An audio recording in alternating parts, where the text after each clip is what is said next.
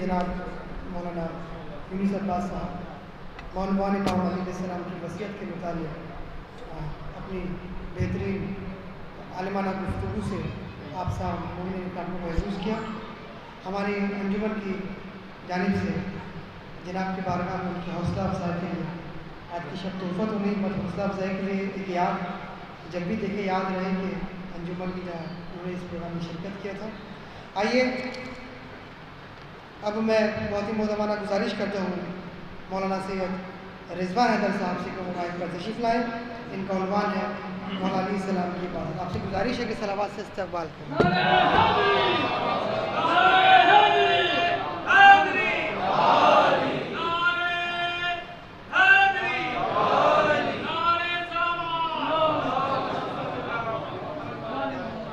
لا حول ولا قوة إلا بالله العلي العظيم. أعوذ بالله من الشيطان اللعين الرجيم. بسم الله الرحمن الرحيم. وما خلقت الجن والإنس إلا ليعبدون. صلوات محمد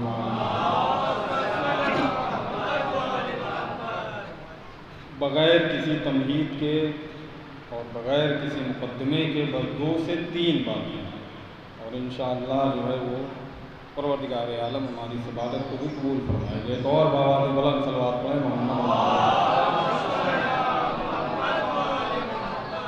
سورہ الذاریات آیت نمبر 56 کہ جس میں پروردگار عالم ارشاد فرما رہا ہے کہ ہم نے جنات و انسان کو پیدا ہی نہیں کیا مگر مقصد عبادت کرنا.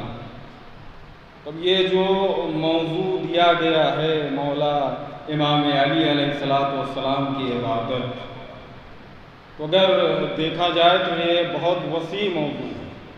اب اس میں مولا کے کس عمل کو بیان کیا جائے اور کس عمل کو چھوڑا جائے اور کیا بتایا جائے یہ خود اپنے آپ میں غور و فکر کرنے کی ضرورت ہے. کیوں؟ اس لیے کہ جس سے منسوب ہونے کے بعد خود لفظ عبادت با فضیلت بن جائے اس ذات کا نام علی ابن ابی طالب. لہذا بیان کرنا مولا کے لیے ظاہر سی بات یہ ہمارے اور آپ کے بس کی بات نہیں ہے. یہ امام سجاد علیہ السلام کو ہی زیب دیتا ہے کہ خود مولا کہیں تم نے ہماری عبادت دیکھی ہے تو یہ کہہ رہے ہو، اگر ہمارے دادا کی عبادت دیکھی ہوتی تو کیا کہتے. لہذا یہ عبادت خود ایک بڑا وسیع موضوع ہے. اب آپ صرف 2 جملے ہیں وہ بات تمام ہے کہ عبادت ہے کیا، ہم عبادت کسے سمجھتے ہیں. پہلی بات تو یہ ہے کہ اگر ہمارے نزدیک نماز پڑھنا عبادت ہے، روزہ رکھنا عبادت ہے، حج کرنا عبادت ہے، زکوٰۃ دینا عبادت ہے، خمس دینا عبادت ہے، تو ہم نے عبادت کے مفہوم کو سمجھا ہی نہیں ہے. ہم نے عبادت کے مطلب کو سمجھا ہی نہیں ہے. بلکہ اگر دیکھا جائے تو ہر اس کام کو عبادت کہتے ہیں کہ جو گناہوں سے دور کر دے اور اللہ سے قریب کر دے. ہر وہ کام عبادت ہے، ہر وہ چیز عبادت ہے، ہر وہ فعل عبادت ہے. اسی لیے امام سے پوچھا گیا کہ مولا یہ بتائیے کہ لوگ کتنی طرح کی عبادتیں کرتے ہیں نماز کے لیے. امام نے فرمایا تھا 3 طریقے کے لوگ ہوتے ہیں کہ جو نماز پڑھتے ہیں نماز کی طرح عبادت کرتے ہیں. ایک تاجروں کی عبادت، ایک غلاموں کی عبادت، ایک آزادانہ عبادت. تو علی کو کون سی عبادت پسند ہے؟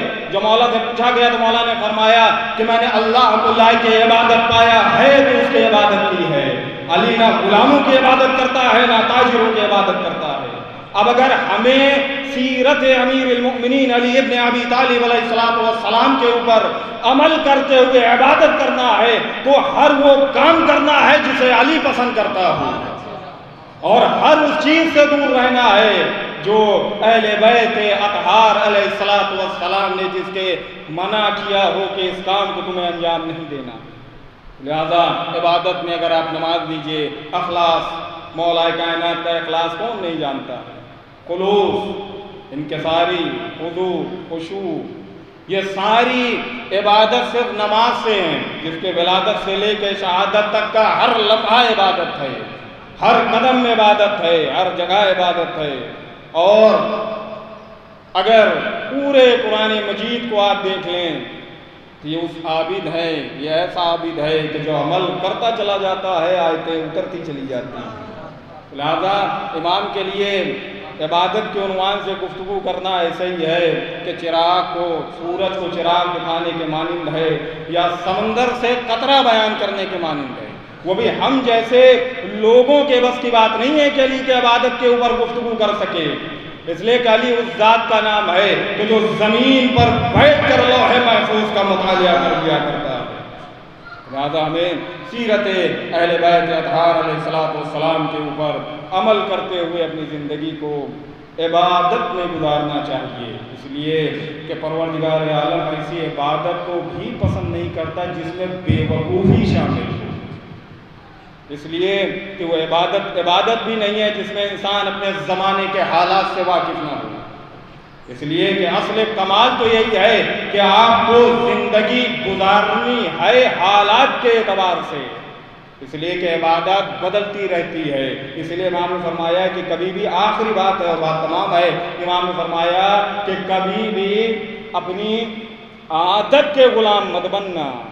کچھ لوگ عبادت کو عادت سمجھ کے انجام دیتے ہیں، کچھ لوگ عبادت کو عادت سمجھ کے انجام دیتے ہیں۔ امام نے فرمایا ایسی عبادت کسی کام کی نہیں ہے کہ جس کے اندر تمہاری عادت شامل ہو جائے۔ اب آخری بات ہے، آپ بتائیے کوئی ایک ایسا بچہ کہ جو رات میں نہ سوتا ہو، 1-2 سال ہو گئے ہو اسے رات میں نیند نہ آتی ہو، اب اس کے والد صاحب اس سے کہیں کہ نہیں تمہیں سونا ہے آج، تو ظاہر سی بات ہے تو یہی کہے کہ ہم رات میں سوتے ہی نہیں، ہمیں نیند آتی ہی نہیں، تو ہم سو کیسے جائیں؟